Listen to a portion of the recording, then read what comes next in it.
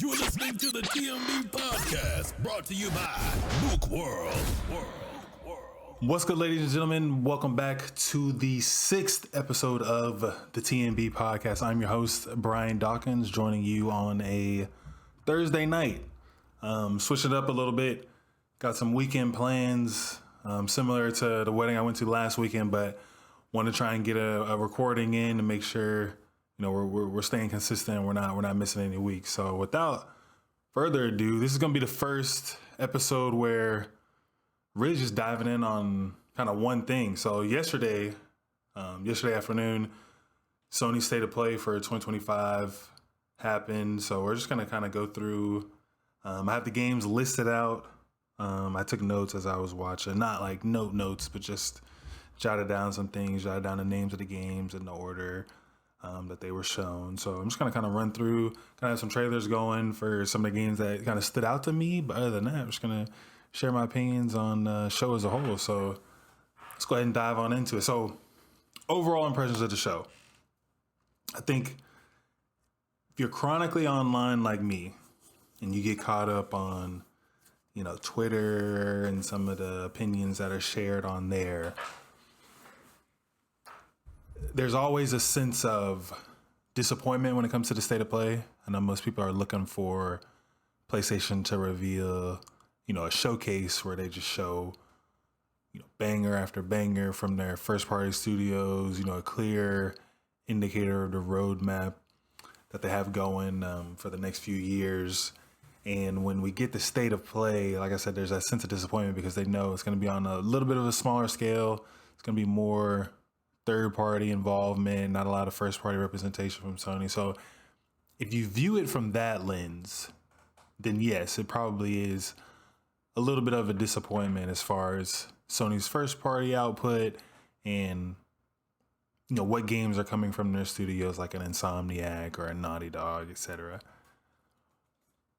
But if you look at it from the lens of just, finding out about new games, regardless of first party or third party, finding out about things we didn't know about, getting updates on games that maybe we only heard rumors about, maybe we've only seen a little glimpse of.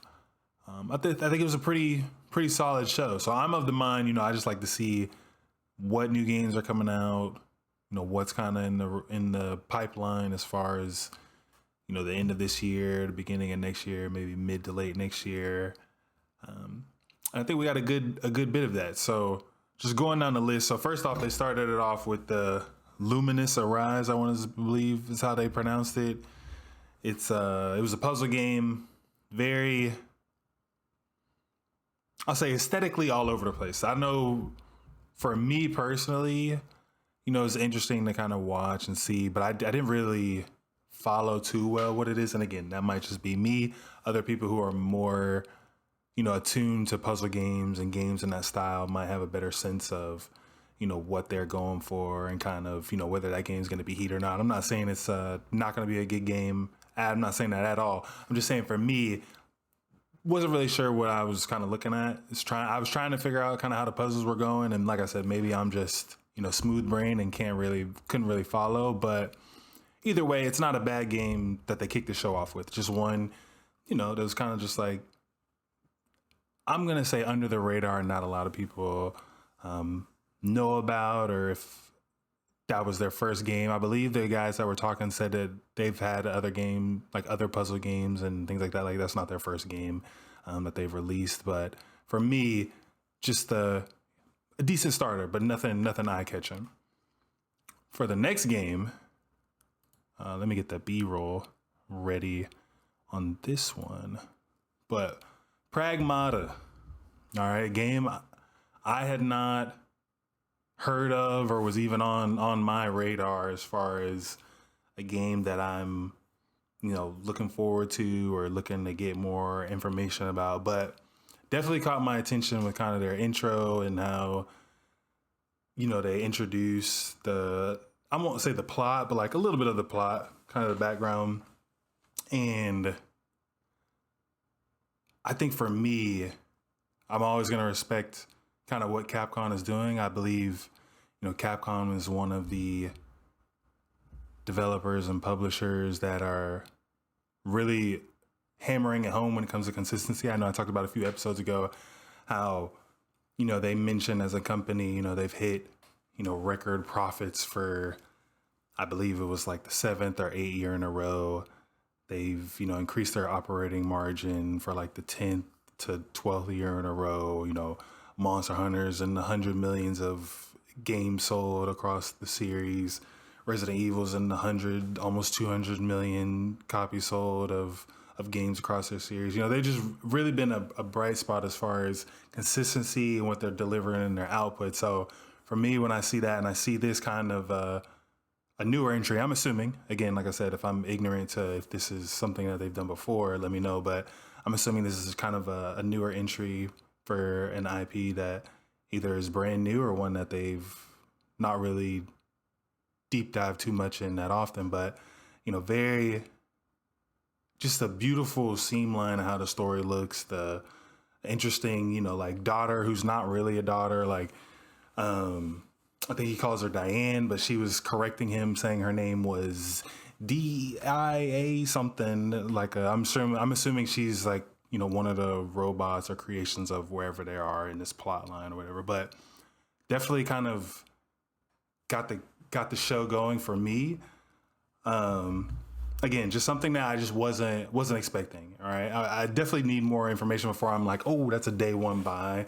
And this little tidbit at the end too, as you see on the screen, it looked like it was a game maybe that had been promised earlier, and that they're saying, hey, like, we know we messed up and said that the game was going to come sooner. It is, but now like it's actually coming. So that was an interesting thing to note too, especially for me, for somebody who hadn't heard of the game, but kind of got the ball rolling a little bit for me, and I definitely enjoyed kind of seeing that, and it woke me up a little bit from the Luminous Arise. And then followed by that, so let me get back off of the B-roll and pull up this next game. This is another game that I'm not day one on, but it definitely made a strong impression, and the way it started off was, I mean, you want to talk about hooking people into the what you're trying to do, they definitely did that with this. So apologies for anybody who's visually watching. I'm getting the B-roll ready, and the audio listeners, I got the B-roll going. So Romeo is a Dead Man is the game that was shown after Pragmata. At least I have that written down in my notes that way. Maybe that's wrong, but this game, you know, you're showing like the cartoon aspect. The guy answers the door, gets his arm and face ripped off as getting eaten by what looks like some type of zombie. He just injects this man with some type of stem, or it looks like a stem, and then it just totally flips the script on what the game is and how it looks and anything like that. So at first I'm thinking like, what the hell am I watching? Like, this is a whole bunch of wild nonsense that's not making any sense. And then all of a sudden, as it gets further in, like you get into like the actual art style and the actual gameplay right here, and I'm like, oh, that's a good ass intro. Let me take back this, you know, what am I looking at? I still don't know what I'm looking at necessarily, but now my interest is intrigued. You know, he's dicing up people with a sword, got a gun, you know, doing some combos, looks like a heavy weapon here. Throwing hands a little bit, little fisticuffs. So I definitely need to get more information just as far as like plot, what it is, what they're going for, kind of genre. I'm assuming it's, I don't want to say hack and slash, but a little hack and slash with some gunplay involved too. But this Pragmata woke me up, and this, I was like, okay, I'm jotting this down, and this is a game that I feel like I'm actually going to maybe not play day one, but I'm definitely going to play at some point, as long as, you know, what we find out between now and 2026 are, you know, good things. Obviously, anything can happen between now and when the game actually releases that might put people off, or might put me off, honestly. But for right now, this one was one of the bright spots for me as far as the games that, you know, wasn't expecting to see, didn't have any, you know, thoughts or expectations about it, and it just kind of caught me by surprise. And the game that for right now looks very good. So If you're somebody who hasn't watched a state of play yet, or maybe just read recaps or didn't really go through any of the trailers, Romeo as a Dead Man is definitely a trailer you should watch, just for the uniqueness of how it starts off and then what it kind of morphs into. But definitely a game I'm going to keep tabs on, and one that is interesting to me, and I need to kind of learn more about the people who are making the game and more about the plot and things like that. But a game to note and keep on the radar for anybody who, like I said, didn't watch the state of play or only kind of read recaps but didn't watch any of the trailers. This one was I think an elite trailer. I think if you're gonna come out with a trailer for a show to get people interested in your game, they did a good job with this one. So kudos to them, because I'm definitely gonna keep tabs on it.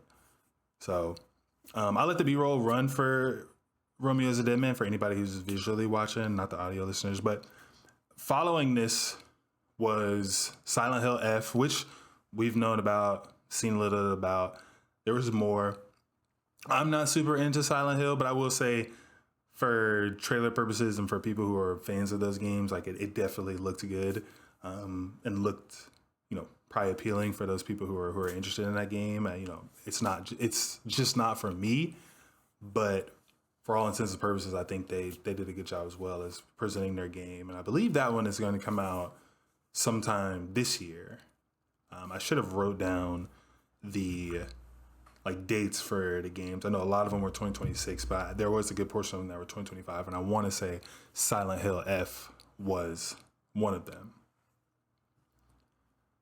Following Silent Hill F, getting into another game that I was ignorant to and didn't know a lot about, but it seems to have, there's more than one game in the series, so I already know that it must have a following and must do well if they're making it, because it looked like this was the third game. Sorry, when I take these pauses, it's because I'm getting the next B-roll set up and making sure it'll run while I'm talking in the background. But the next game after Silent Hill F was Bloodstained, the Scarlet Engagement. So again, this game, let me get it full screen.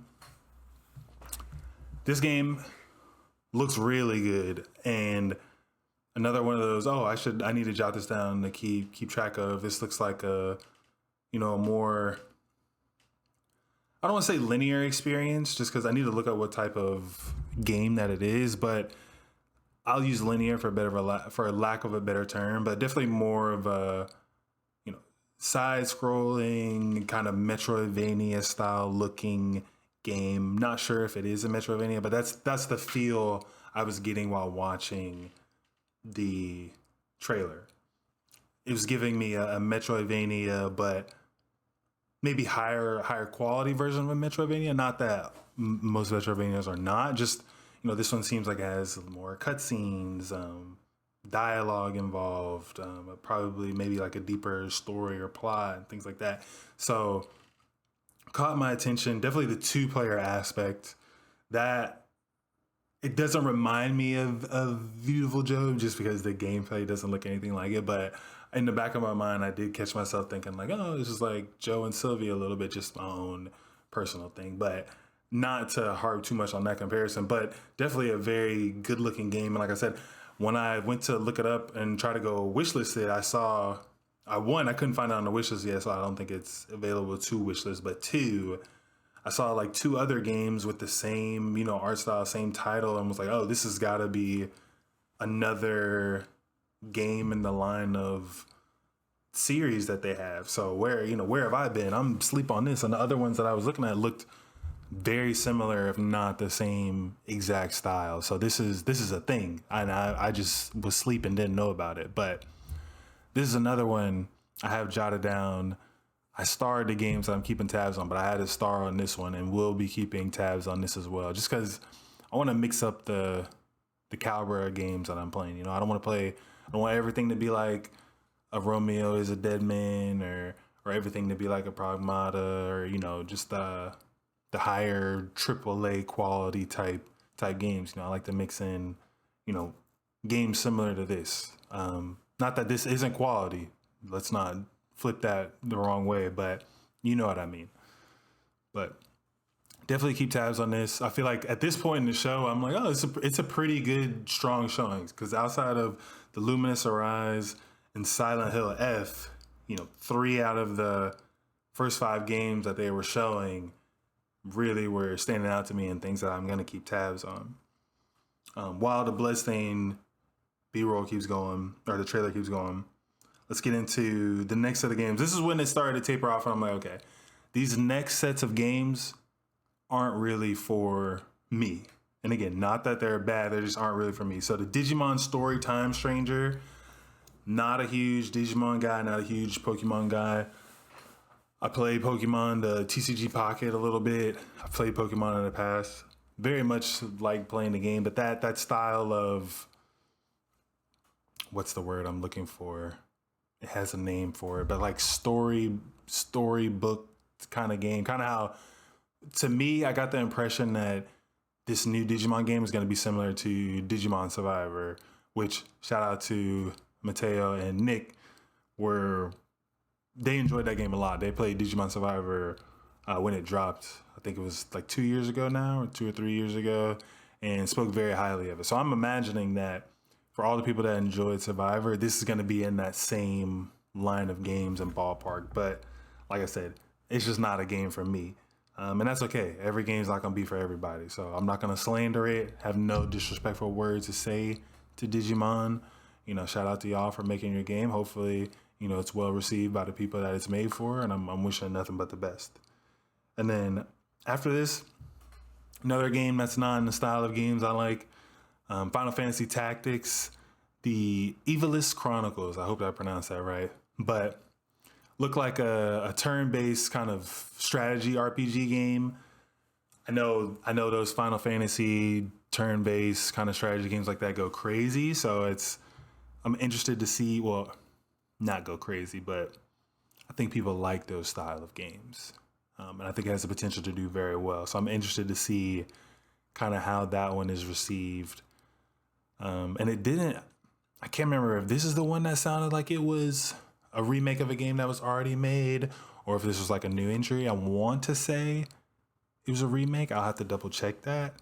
But I'm curious to see how, especially after a lot of, turn-based games are doing well right now, with Metaphor Refantasio. We have Expedition 33 this year.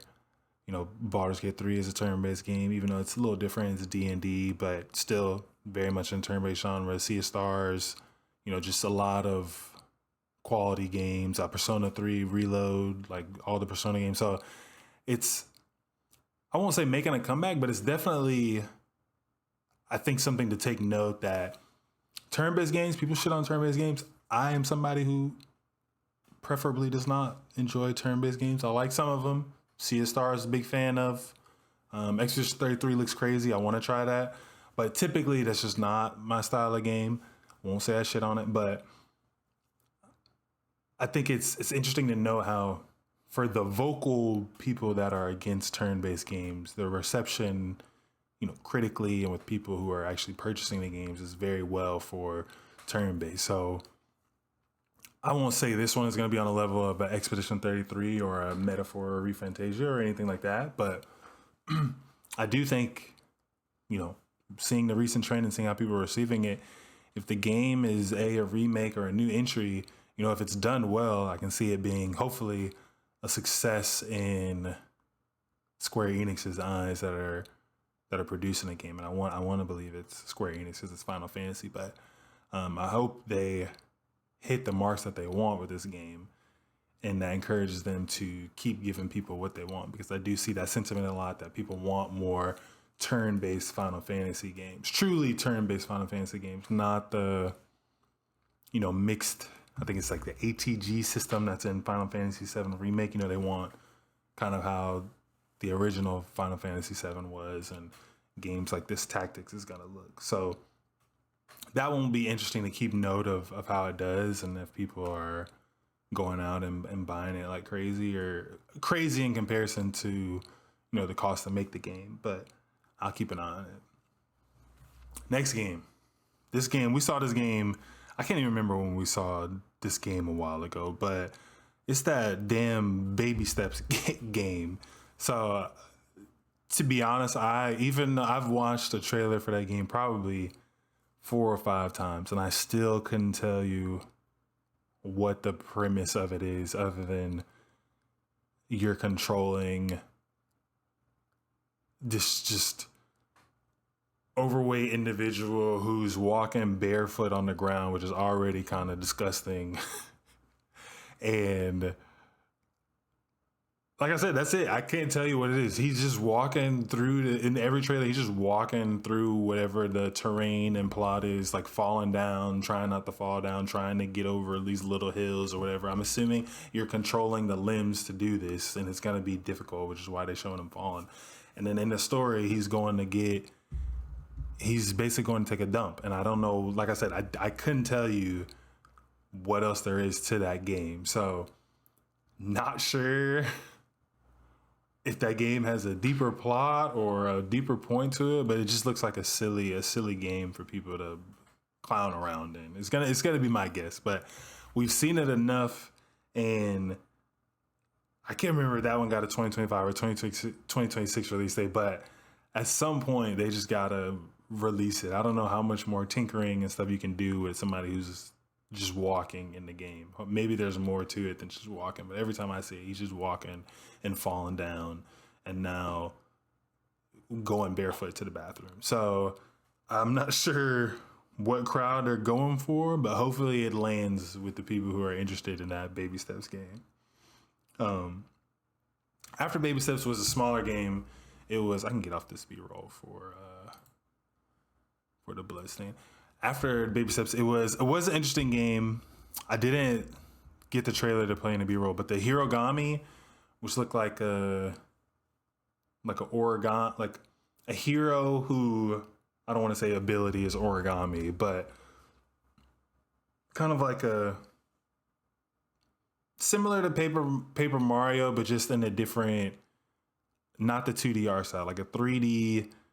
I don't want to say ninja, but just like a hero who is clearly made of paper. It looks like he's made of paper, who is in a world that is made of kind of like origami paper that's folding around. I hope I'm remembering this correctly, but it looked like a smaller kind of indie title, but an interesting concept.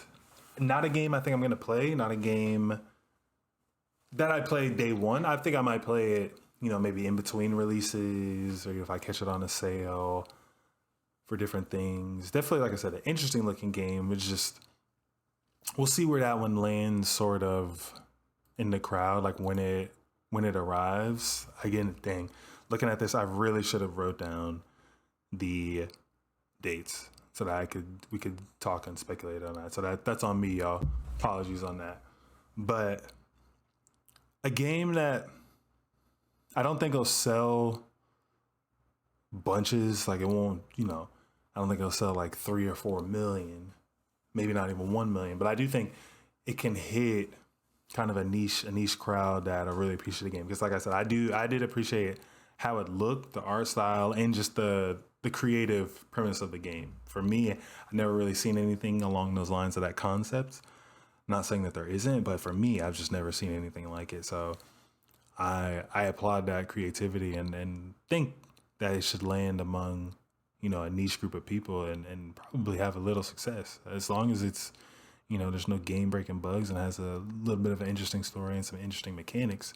I could see it being like, hey, you might not have heard of this game, but it's actually kind of heat. You need to check it out when you get some time. So I have that down noted as something that, like I said, won't be on it day one, but if I catch it on a sale or I catch it in an opportunity where I'm between some other games I want to play, or if I'm looking for something right before like a major release that I'm interested in playing, I could see myself kind of picking that up for maybe $15-$20 and giving it a go. So shout out to whoever came up with Hirogami, but interesting premise, and I applaud you for it. After Hirogami, I'm looking at this list. I thought I would fly through and this episode would be short. We're already at 24 minutes and we're probably like a third through the list. So everybody's golf hot shots. So I remember the Hot Shots Golf as a kid. Didn't know they were still making these games, but I don't think there's much to say. It looks like the same old to me, but maybe I'm wrong. All I know is I looked it up. It's going to cost 40 or 50 bucks. I don't feel like that's worth my time personally, but shout out to the people who are getting it in on everybody's golf hot shots. All right.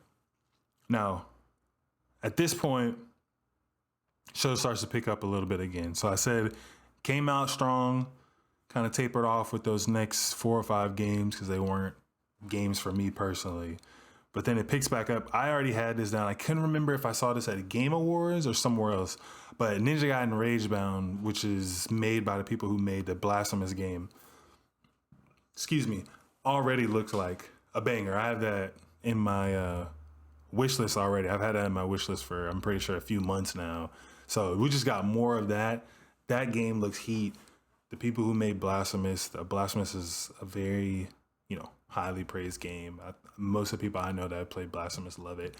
Shout out to nerdy guy Tim. Tim has 100% Blasphemous, and I believe he's done the same on the second Blasphemous, or is going to, or getting to it at some point. But he has nothing but good things to say about this, and I expect this Ninja Gaiden Ragebound to be nothing but heat from them as well. So I'm looking forward to that. As long as nothing else crazy is coming out around it that I really want to get to, I'll be on that day one. So if you haven't heard of that game, I would check it out. I think it's gonna be a smaller experience, more linear. Like I said, I like the more linear experiences just because of the time I've had the game recently. But definitely a game I think people should check out. And I'm expecting to be on it day one, but I won't stamp it in just in case so people come back at me later. But I definitely want to get to it day one, and hopefully we'll have the time. After Ninja Gaiden Ragebound, we got the game. It's called Cairn. Now this one, it's like a mountain climbing. I know there's gonna be a story to it because they've shown like the story elements, but the main, I want to say gimmick, but like the main point of the game is, rock climbing, and I'm assuming there's gonna be some type of survival aspect to it too.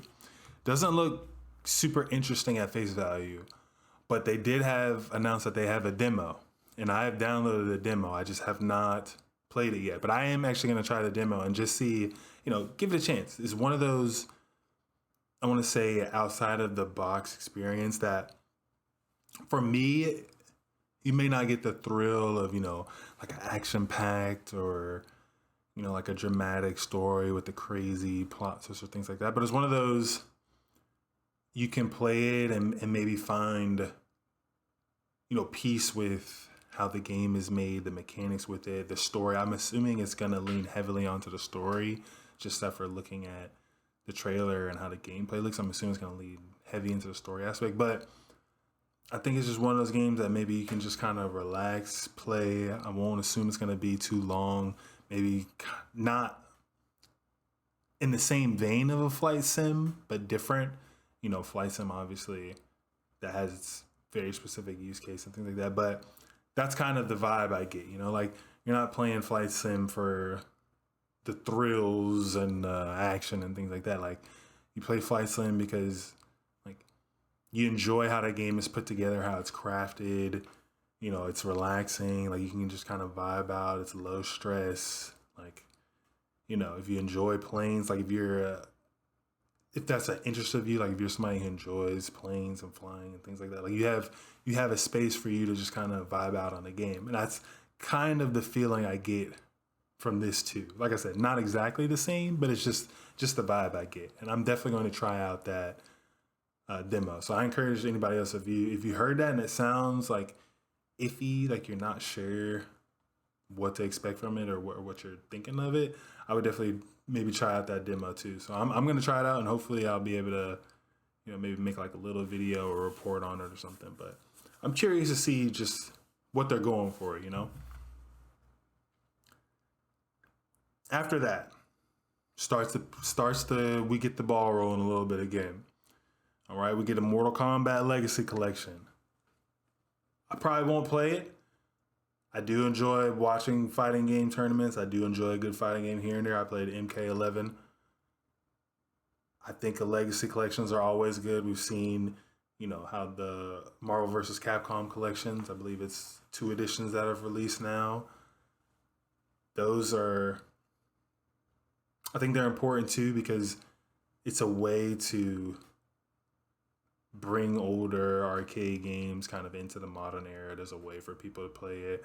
You don't have to be on Fightcade playing games. Like you can play a game on your PC or your system, with online, with the, I don't want to say vibrant community, but I'm assuming more people than the trouble that you might have had to go through on Fightcade and things like that. Not saying that there's not a big community on Fightcade. I remember I was interested at one point in trying to play, X-Men versus Street Fighter on Fightcade. So it definitely has its use case, and shout out to the people who came up with that and still update it and keep it around. But what I'm trying to get at is now you have a easier way to do that without the barrier of trying to download Fightcade, trying to find a lobby, trying to get in there and things like that. Like you have a more streamlined process. Yes, it comes at, a cost, like you have to buy the game, you have to have, a system and things like that, or a PC, but I think it's a more streamlined kind of preservation of these older games. And it's good to see Mortal Kombat get that too.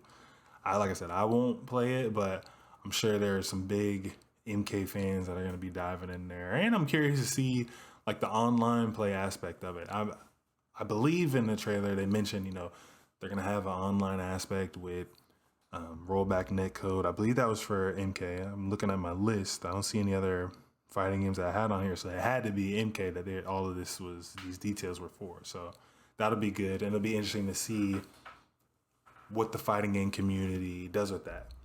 I always applaud how passionate the fighting game community is when it comes to the games that they enjoy. The people that, it might not be a big crowd that plays certain titles, but they're invested. Like they're a community. They're hosting tournaments from 10 people to 10,000 people.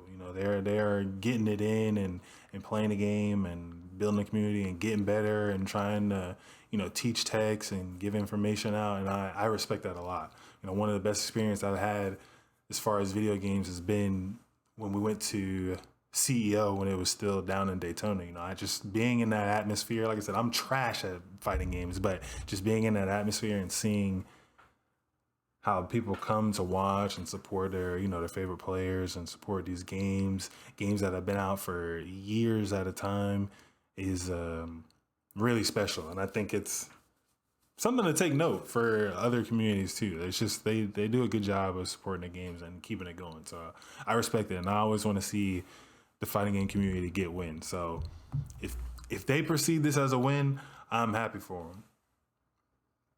Now, after that, this wasn't a game, but PlayStation showed their it's right now it's called Project Defiant Fight Stick. I'm assuming that name will change when it actually drops, but it's just a PlayStation fighting stick. I don't think that's gonna, I think that'll be a nice little product, but if it's gonna be priced how I think it's gonna be priced, don't see that one really flying off the shelves when there's so many other, there's competition in the fight stick area. I see, like I said, going back to that CEO example, I see all types of customized fight sticks. The people have the hit boxes with it's a leverless controller. A lot of people don't use fight sticks; they use the pad or a controller. So that one will be interesting because if they price it high, like they do for a lot of their PlayStation products, I can see it being selling average, selling very okay, but not to the expectation that they would want. But interesting that they're investing a little more into the fighting game space. And that'll be a point I come back to later on as we get through the list. But I'm just going to say that it's interesting to see them focus in more on the fighting game community. And it's a good thing in some aspects. But for this fight stick, I'm not sure if it's going to hit the way they think. All Moving on after that, they showed more Metal Gear Solid Delta Snake Eater. We've seen. I'm not a huge Metal Gear guy. I've seen a lot of it. Comes out in August. It was just more. I did see they had a little teaser of something at the end. I couldn't really tell what it is that they were teasing. My guess was like something that looked kind of like a multiplayer, but to be honest, like I said, I'm not a Metal Gear stan. I don't have the scope to really speculate on that. You know, somebody more seasoned than myself could probably take a better crack at an opinion of what it is that they were teasing. But like I said, we got more Metal Gear Solid Delta. That game is, in my opinion, it looks like it's going to do numbers. I see a lot of people super excited about it. It does, in the comparisons from the original game to how it looks now. I mean, it does look really, really good. Like, it looks like they did a really, really good job at remaking the game. So I hope it lands with those fans and those people the way that they're expecting it to. I hope they also didn't those maybe unique things about the game back then that were maybe considered bugs if you really look at it, but that gave the game a little character. I hope they kept those things in this remake. I think that's important when you're remaking and remaster games. You keep those little blemishes, is a term.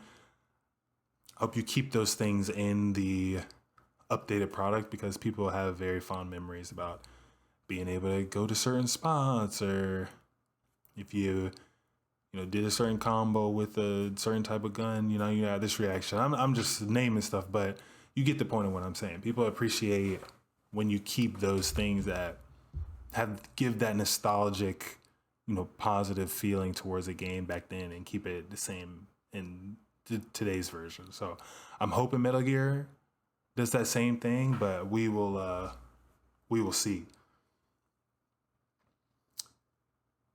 After Metal Gear, this game, I'm about to, and this is another, I'm glad we got to another B-roll game here, because this game looked like straight heat. But I guess I can name the game while I pull it up. But Nioh 3, man, my type of game. I talked about games that aren't my type of game. This is a game that's my type of game. Let me get that B-roll going.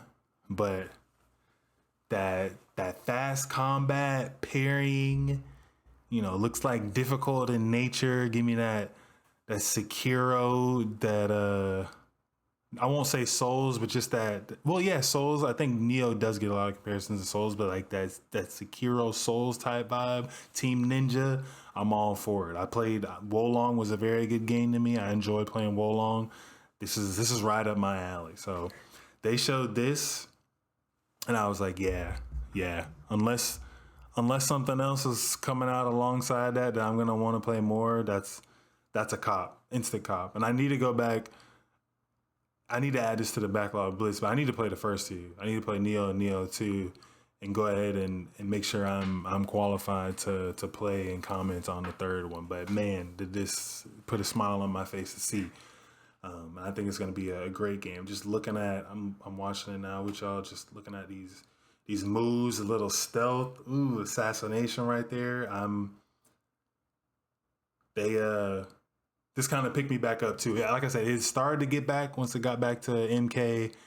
Then they showed Metal Gear Solid, which, like I said, not for me, but still a good game. It started bringing it back, and this one I was like, okay, I'm back locked into the state of play now. You got me with this. Any game where you're parrying as a main mechanic to defend yourself, count me in.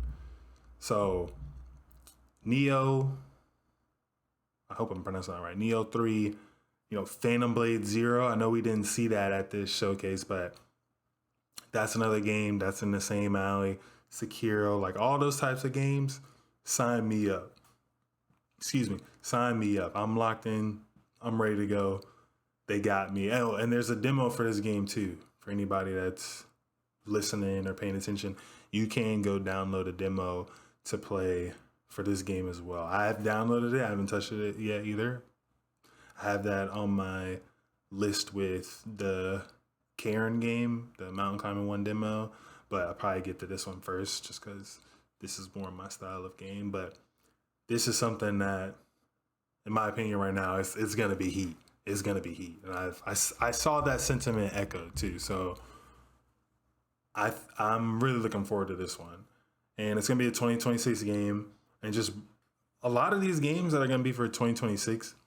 I've mentioned this. I don't know if I've mentioned it on my pod or the Mookcast, but the run of games that we're on in the years right now, starting back to, so it's 2025, starting back to like 2023, the run of the games that have released, I think people are sleeping on like how impressive it is. And if 2026 is going to be, stacking up the way it is, so we have this, we saw the Pragmata, GTA is in 2026. What else was just in this trailer that we were talking about? I said GTA is going to be 2026. Oh, this wasn't shown at the showcase, and this was one of the disappointing things for me from a Sony first-party output, but Saros, that's a game that's coming out in 2026. Hopefully it doesn't, get delayed. Fingers crossed. Romeo is a Dead Man. Like, 2026 is already looking like it's going to be heat as well. So maybe the new Fable game from Xbox, like, it is a wild run that games are just on right now. And I think people are kind of downplaying it. Like, people talk about how, it's AAA slop and things are stale. And it's like, yes, there are some bad releases. We get a Concord. We get, it's looking like Marathon's going to be a similar situation to Concord. Maybe not as bad, but something like that. We get those games, all right? But then we get Helldivers. We get a Metaphor Refantasio. We get a Warhammer. We get an Astrobot. We get an Expedition 33. We get a Baldur's Gate 3. We get a Tears of the Kingdom. We get, like, it's crazy, the games. And these are just off the top of my head. So I think people really are asleep on the run that we're on. Like, I'm not saying there's not bad stuff happening in the game industry, but there's a lot of good ass games that are coming out every single year. And there's so many to a point where, unless this is like your job, like, you really don't have time to get to all of them. Like, for me, like, I don't have nearly enough time to play all these games I want to fucking play. And it's crazy, but that's a good thing. That's a good thing. People have options, and there's a lot out there to play. So I know that's a side note from talking about Nioh 3, but I just gotta point that out, man, how it's a crazy run. All right, we're at 42 minutes, so let me just fly through some of these other ones till we get to, like, the other big games on the list that I want to talk about. And because a lot of these are like not DLC, but, well, one of them is DLC, but a lot of it is kind of like the PlayStation Plus Days of Play stuff that they're pushing too. So this game looks cool. I'm not a VR guy, but Thief VR Legacy of Shadows was the game that was shown after Nioh 3. That one looked kind of interesting. I know VR is kind of hit or miss. I think mostly miss to a lot of people. I don't think it's really taken on. I don't think there's the catalog of games that people would hope for if they want to invest in VR. But for a VR game purposes, like, it did look interesting to me. Is it interesting enough for me to go out and buy a VR headset to play? No. But for anybody who does have a VR set already, of some VR headset of something already, it did look interesting. And for the right price, like, I think it could be a good experience. So I won't just totally dismiss that one, but like I said, not a huge VR guy. Then after that, it was Tides of Tomorrow, which, sorry, I'm going to be completely honest with y'all, not remembering off the top of my head what Tides of Tomorrow was about. Sure, it's going to be a dope game to some people who are interested in it, but wasn't memorable for me. So moving on from that, they're adding, and this brought a smile to my face, they're adding new challenge levels to Astrobot, and I'm glad. Astrobot, obviously, Game of the Year. I think the support that they're giving to it is a good sign that Sony and PlayStation, like, they see the value in games like Astrobot and games similar to Astrobot. At least I hope they see the value in games like Astrobot, because them adding more levels onto this game. I mean, I wrote it down. They're adding 5 more challenge levels.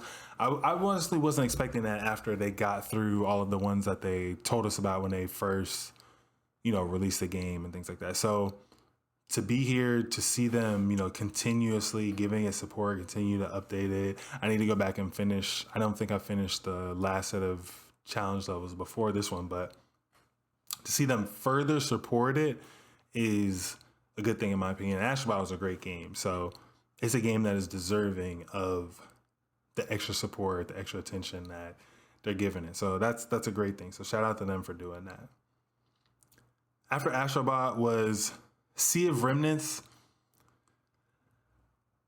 Okay looking game. Like I said, I think this is another one of those like not for me-ish games. Like I said, I don't think it could be a good game to the right audience, but again, another game that's not for me, but who knows? It could land with a lot of people and be a pretty decent, successful game. Sword of the Sea. This one, I don't understand the story or plot behind it really.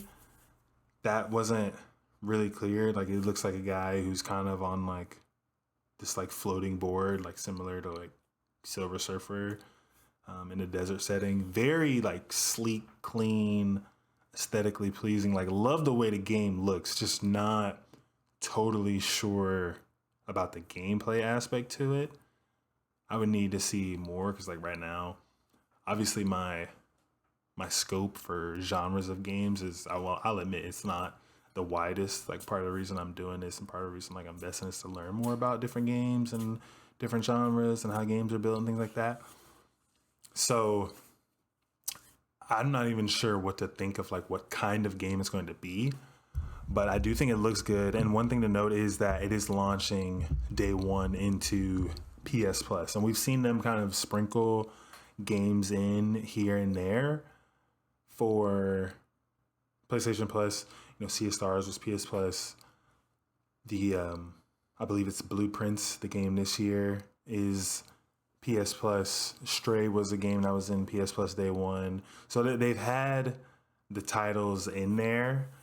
So I think they're just kind of dabbling to see what'll stick, maybe with the games that they're a little unsure about. I'm not sure who developed the Sword of the Sea game, but it's an interesting thing to know that it's going in PS Plus day one. And also the game they showed alongside it, FBC Firebreak, which looks like a first-person shooter, is also going in there.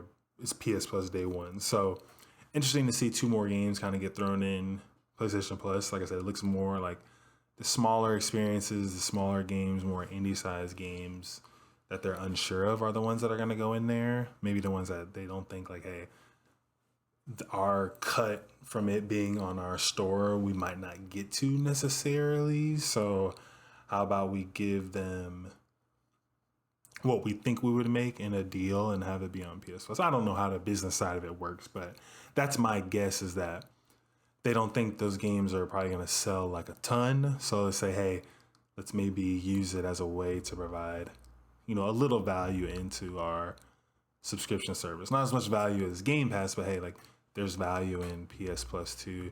And maybe it is a benefit for those developers that are making both Sword of the Sea and FBC Firebreak. So it was just an interesting thing to note. And then on the show, they took time to show that they're updating the classics, so Deus Ex, Twisted Metal 3 and 4, Resident Evil 2 and 3, I think are good additions to the classics. For me, I don't know if those are super interesting to me as far as the classics portion, but I know that's one big complaint about the PlayStation Plus premium tier, is that there's not a ton of value in the, classics portion, classics, PS3, PS1, PS2 portion of the catalog, and they have, so many games. So to see them adding, Twisted Metal, Deus Ex, I just blanked, Resident Evil, to see them adding in there, hopefully is a good step in that they're saying hey, we hear you. Maybe we're turning our focus into figuring out, what games we can throw in there to provide that value for premium. Because right now, I think the biggest benefit, if you want to call it for me, is the streaming. Well, okay, let me not take the air quotes. A good benefit of premium is you can stream some games in your library from a portal if you have it. I think that was a good addition that they made to the portal. It's been within the last 6 months. I don't know how long ago it's been exactly, but I know it's been within the last half a year. So that, I can't knock that is a good addition for the premium tier. But outside of that, being able to stream here and there, it's nice. Like, I've used it. I got premium on a deal before they raised the price up. So I have it for this year, and then I think next year I'll either have to make a decision on if I want to keep it or drop down. But the streaming was good for the PlayStation Stars catalog, like getting the challenges done, being able to boot up a game without having to download it was nice, especially for like a game you owned.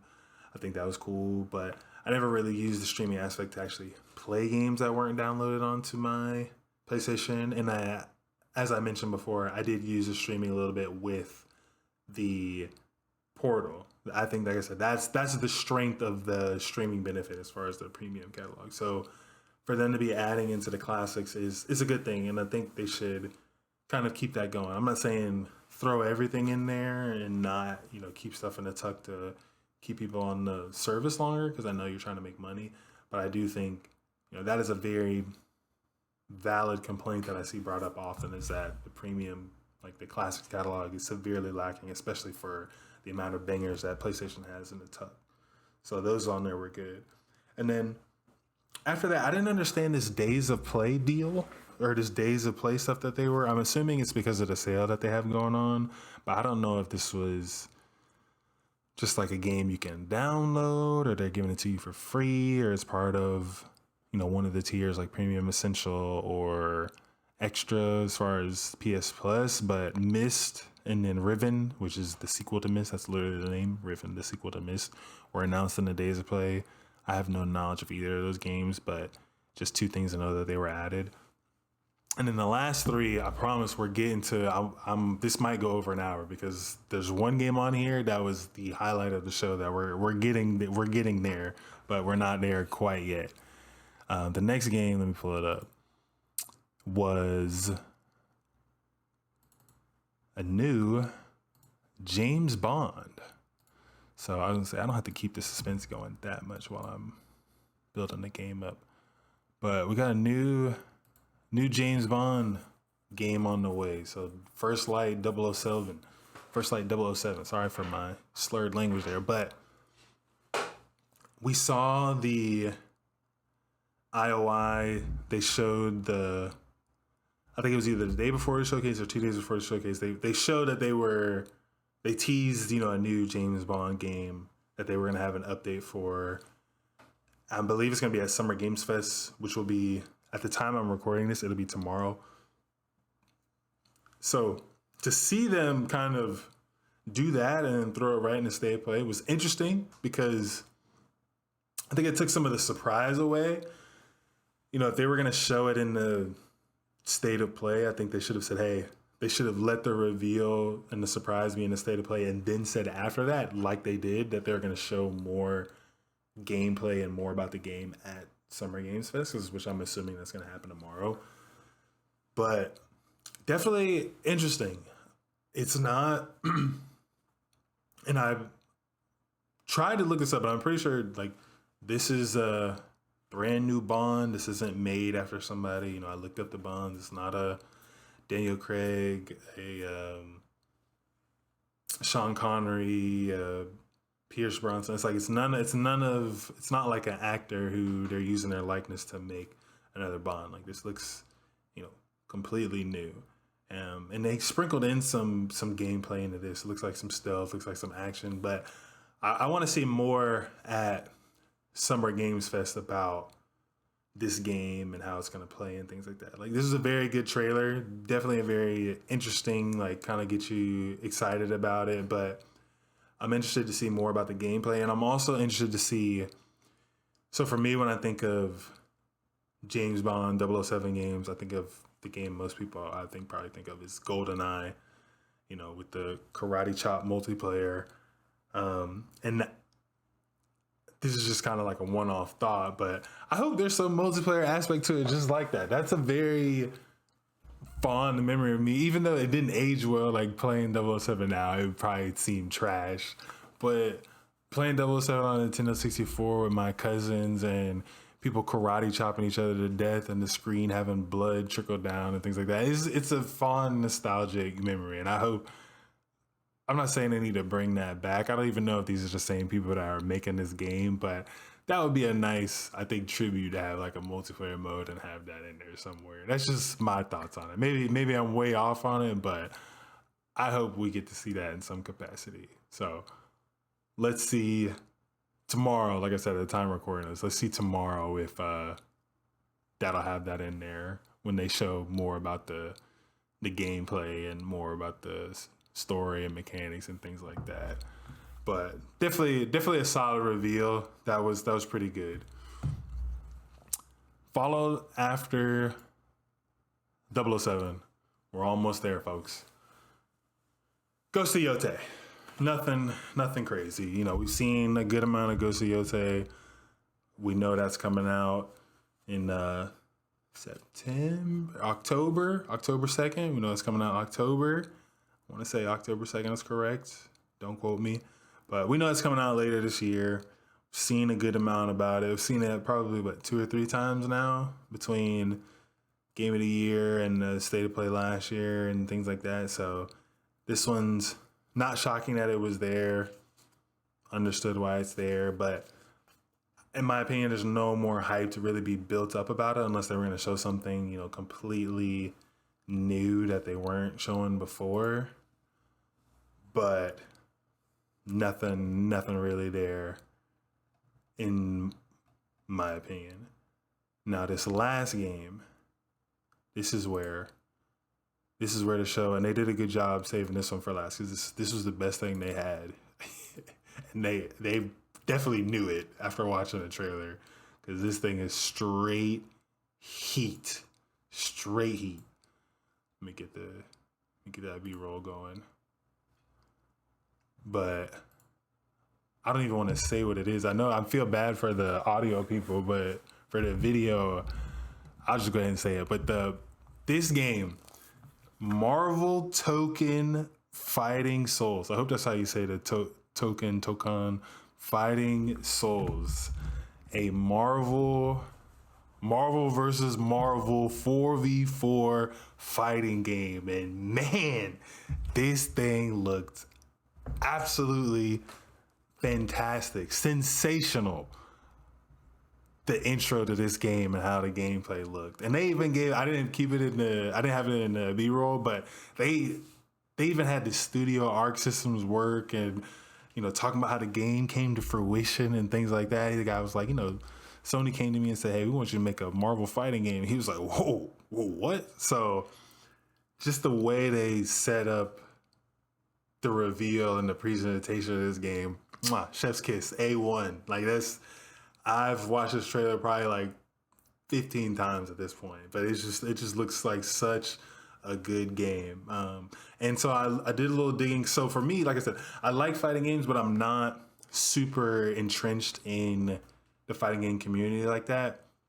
But when I was watching, reactions of it, like Maximilian Doux, Sage M, other people, like when the Arc System work logo came up, people they were like immediate light bulb in their brain going off like, yo, what is this? Like this is crazy.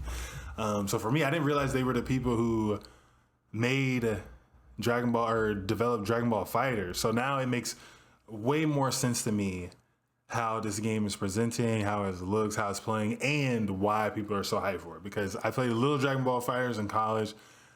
Absolutely an amazing game. That's why it's hung around as long as it is. I even saw Sonic Fox tweeting, they said, Dragon Ball Fighters can rest now, finally rest now that they have this Marvel Tokon Fighting Souls game coming out. This is a way to end the show. And for me, if the show, in your opinion, was not good, I feel like this made it it moved it from bad to subpar to average to good. All right. I don't think it is strong enough to make it go from average to good to great. But if you're somebody who was like, the show was very lackluster, I think this takes it up to at least like, no, that was pretty solid. Like that was good, especially ending it the way they did and having the Japanese dialogue.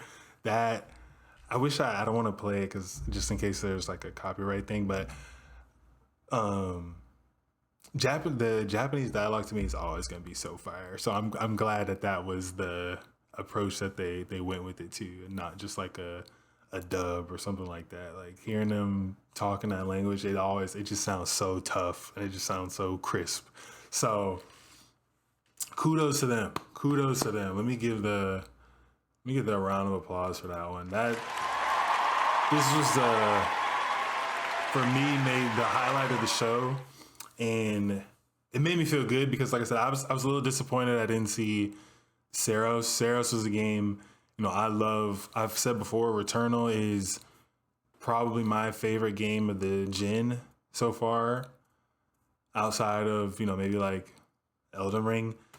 But I would have liked to see that one. So to have this kind of made up for it a little bit, just because we got this new fighting game. Maybe this will be the fighting game that I actually, like I think I said on the last episode, I really want to take one serious and not get like tournament good, but get good enough to play ranked and maybe travel to. We have a fighting game bar here.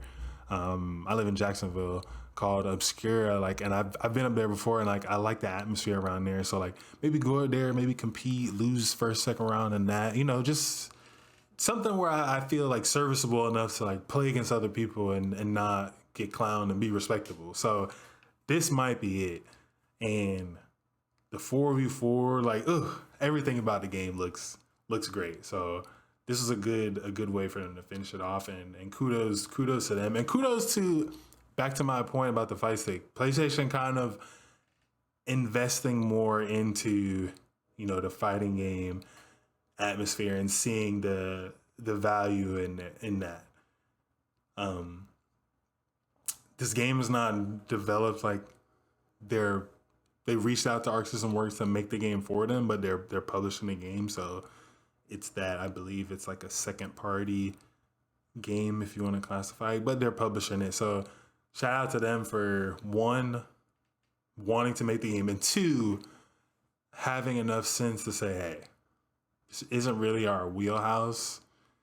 Who can we go get that can do this game justice? And so far, it looks like they made the right decision. Obviously, we're going to need to see more, but for this game to be where it is and to be coming out next year, and I saw another good point. People were saying, I guess Arc System Works got hacked or something like that. So for this game not to get leaked, I think is a great thing too. So just all around great reveal and just a great way to end the showcase. And I'm probably going to watch that another 4 or 5 times before I go to sleep tonight. But man, overall, okay show, solid. I put it in the solid range. Could have been better, but also could be worse. It's not the best state of play. It's not the best video game show that we're seeing. I know Summer Game Fest is going to kill it. Xbox has done a phenomenal job with their shows, and they have another one coming on Sunday, so I expect them to have that bar raised high again. But for this state of play, I got some good games out of it that I'm interested in to keep tabs on, and now I have a game that was just a fire reveal and just makes you feel good about video games when you see the type of reactions that people were given to the Marvel Tokon Fighting Souls game. So listen to the podcast. Appreciate you as always. Make sure to comment down on the video. Let me know what your thoughts. Join us in the Discord. Let us know your thoughts. We're in there chatting about this stuff all the time, so come in there and hang out. Appreciate y'all. We're 6 episodes in, trying to stay consistent. Unfortunately, I'm not going to be able to catch Summer Games Fest live because I will be at a wedding that's taking place. The wedding starts the exact same time Summer Games Fest starts, so I'll miss it. But like I said, I have my phone on me. I'll be trying to catch some of the the cool reveals and cool trailers that they got going on. But appreciate y'all for hanging around as always. Catch you on the next one, and remember, Book World is in full effect. peace.